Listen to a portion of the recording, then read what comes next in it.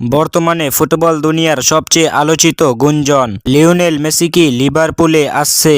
এই খবর ছড়িয়ে পড়ার পর থেকেই ইউরোপীয় ফুটবলে তোলপাড়। তবে শুরুতেই পরিষ্কার করে বলা দরকার, এখনো পর্যন্ত লিভারপুল, ইন্টার মিয়ামি কিংবা মেসির পক্ষ থেকে কোনো অফিসিয়াল ঘোষণা নেই। তাহলে গুঞ্জনটা এলো কোথা থেকে? মূলত কিছু ইউরোপিয়ান মিডিয়ার রিপোর্টে বলা হয়েছে 2026 বিশ্বকাপের আগে স্বল্পমেয়াদী ইউরোপ প্রত্যাবর্তনের একটি সম্ভাবনা খোলা রাখতে চাইছেন মেসি।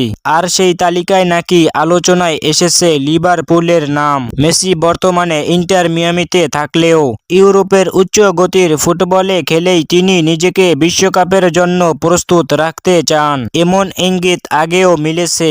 এখানেই আসে লিভারপুল প্রসঙ্গ। ইন্টেনসিটি, প্রেসিং, বড় ম্যাচের মেন্টালিটি, এই তিনটি দিকেই লিভারপুল ইউরোপের সেরা ক্লাবগুলোর একটি। মেসির মতো খেলোয়াড় এলে লিভারপুলের আক্রমণ একদম অন্য লেভেলে চলে যেতে পারে।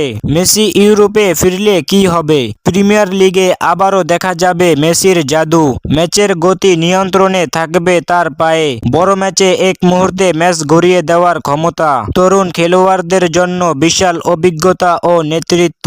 প্রিমিয়ার লিগ মানেই গতি আর শারীরিক লড়াই, আর মেসি মানেই ফুটবল বৃদ্ধির সর্বোচ্চ ব্যবহার। এই দুইয়ের মেলবন্ধন হলে লিগের চেহারাই বদলে যেতে পারে। সত্যি কথা বলতে গেলে এই মুহূর্তে এটা গুঞ্জনই। কোনো চুক্তি নেই, কোনো মেডিকেল নেই, কোনো অফিসিয়াল আলোচনা প্রকাশ্যে আসেনি।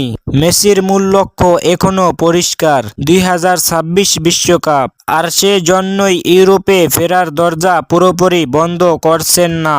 লিভারপুলে আশা আছে, কিন্তু এখনো সেটাকে বলা যায় সম্ভাবনা।